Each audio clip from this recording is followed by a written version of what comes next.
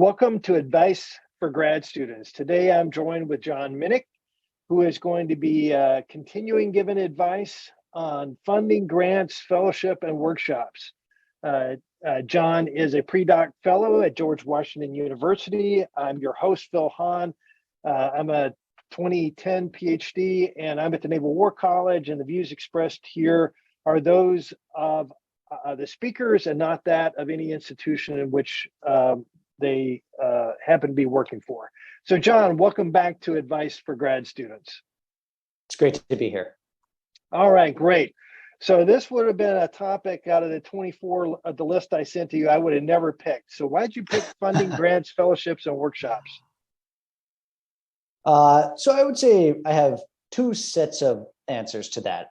First, I'll talk about funding and fellowships, and then I'll say a little bit about workshops. I think on the fellowships and grants side, really what I would say, and this is advice that was given to me by one of my committee members, Professor In-Song Kim at MIT, is that external funding is a really big part of your job as an academic. It will be a big part of your job when you become a professor, especially if you're at a research university. But it's not something that as graduate students we are specifically trained to do. And I think that problem is in some ways compounded by, ironically, the fact that at MIT we have a wealth of resources, which means that we don't really need to secure external funding for any particular reason. And that's a blessing, obviously, but it can be a curse because it means that we don't have the need to go out there and practice, the process of, in fact, acquiring this. And I think that the reason that can be a problem is because I found from my own experience that applying for grants and fellowships is an absolutely fantastic way, both to force yourself to refine your ideas, to refine your research question, to refine your theory, but also, and possibly more important, it's really good practice at communicating your ideas effectively with general audiences. Because one thing you'll find, especially when you begin working on the dissertation, is that for most of the time, you're communicating either with yourself, because the dissertation is kind of a lonely process where you're writing your chapters and you're reading them yourself, or maybe with your committee members who are either directly in your area of expertise or in a very kind of closely adjacent field. So I think that that's a really different thing than communicating with people who might not have any particular interest in your topic of study. On workshops, I would say, really, I think there are two reasons I wanted to talk about this. The first is that, it's really, really important as a graduate student to share your work widely and to get feedback on that, on an iterative basis throughout the research process. Don't try to, keep your little, your baby research project all to yourself, thinking that you'll get it finished perfect and then you'll send it out to the world. No. It's a completely iterative process. And I promise you, getting that regular feedback, though painful and though scary and intimidating, especially when you first begin to share your work, will make it so much better. And the second and final thing I would say on workshops is that it's really important to learn what other people in your field and subfield are doing. So, whether that's MIT internal workshops like the International Relations Works in Progress, which I chaired for a year and which I frequently participate in, which is just a fantastic way of learning what other students in the broader kind of IR and security studies world at MIT are doing, or it's applying for external workshops. I earlier this year went to a conference on Chinese politics that was amazing because it exposed me to what the general kind of world of Chinese politics scholars are doing. And these are the kinds of things that, they're fantastic for building your network, fantastic for getting a sense of the scope of the discipline as a whole. So strongly encourage everyone, both apply for funding and also participate in workshops whenever you have the opportunity. Okay, well, great. Well, can you give us a little bit more hands-on for what you found are the techniques that have helped you as far as the grants? And we haven't talked about fellowships as well. You're in a pre-doc. Yeah. Right. Yeah, sure. So, so I'll start with the grants. I mean, I think the main thing to say with grants, and at this point I've applied for, I guess I've received one very large grant that was from the National Science Foundation and American Political Science Association, which is called the Doctoral Dissertation Research Improvement Grant, DDRIG. I applied for that twice. So my first piece of advice is apply and reapply. Even if you think that it's an absolute long shot that you're not going to get it, which was the case for me the first time I applied to this grant, and I invested a huge amount of time.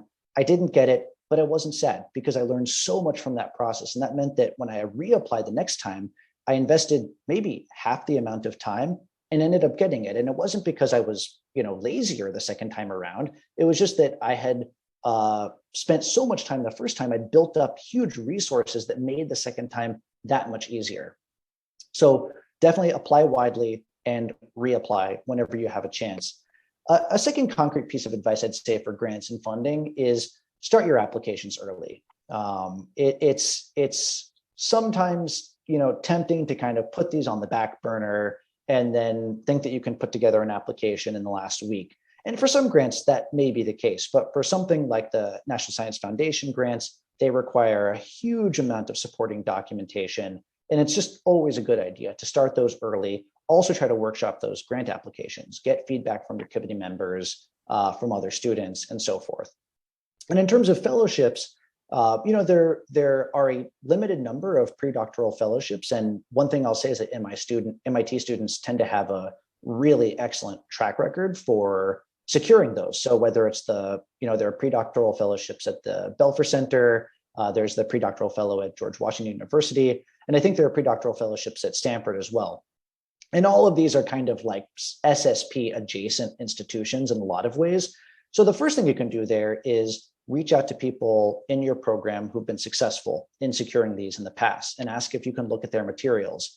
And certainly I'm always willing to share my materials.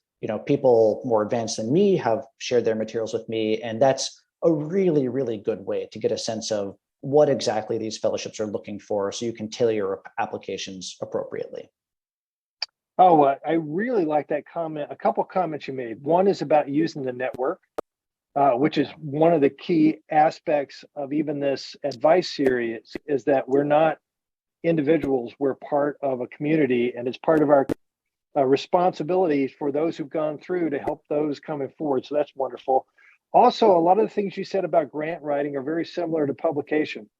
This idea of not giving up, of continuing to apply and learning from it. I appreciated both.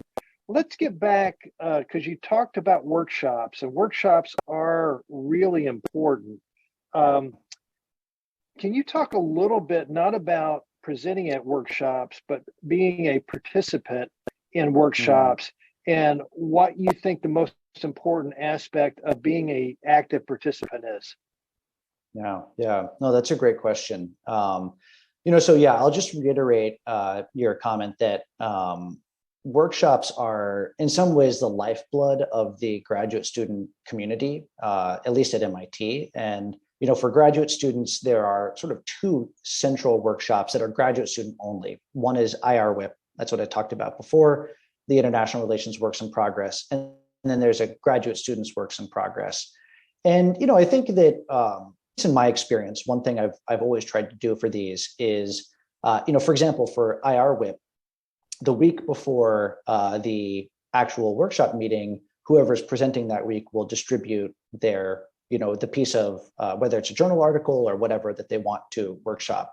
And I think it's really important to take very seriously your role as a reader and discussant. And when you think of your comments, think about this as if you were a reviewer on a journal article and you want to write, respectful but detailed critical comments. And by critical, I mean constructive criticism. And this is something that, because there is a sort of give and take process here. You kind of get in, you get out what you put in a certain sense. And so, we do have a responsibility as members of the community that, if given that we often receive so much valuable advice and input on the work that we submit here, it's really important to give that back. And I would say, in the course of these, the workshops themselves, it's just important to be respectful, to ask questions, but do so in a respectful way, understand that. And I guess one thing I would say is as grad students, we are sometimes incentivized and we kind of get socialized into a mentality of constant critique. We're always looking for the problems in other people's work. And that's an easy way, I think, and it is a useful way to engage with other people's work. But it's also important to understand, that when someone brings their work to you, or to a workshop setting, they put a lot of work into it, a lot of effort, and you want to pay that back with, respectful but constructive comments. I think those last comments are really important. The first couple of years, we learn as graduate students to be really critical. And then we get past general exams and we start to create, we find out how incredibly difficult it is, even to write poor articles. And so I think that's a really good. And then we're getting ready to close out, but just a foot stomp. When I'm reviewing, I put the priority more on that than I do my own research, because it's our service back to the community. And as you'll find, it's very difficult to get really honest feedback. And so these workshops are one way to do it. So anyway, John, thank you so much for today, for advice to grad students, talking about a very difficult but important topic for grants, workshops, and fellowships. Thanks a lot. My pleasure. Thank you, Phil.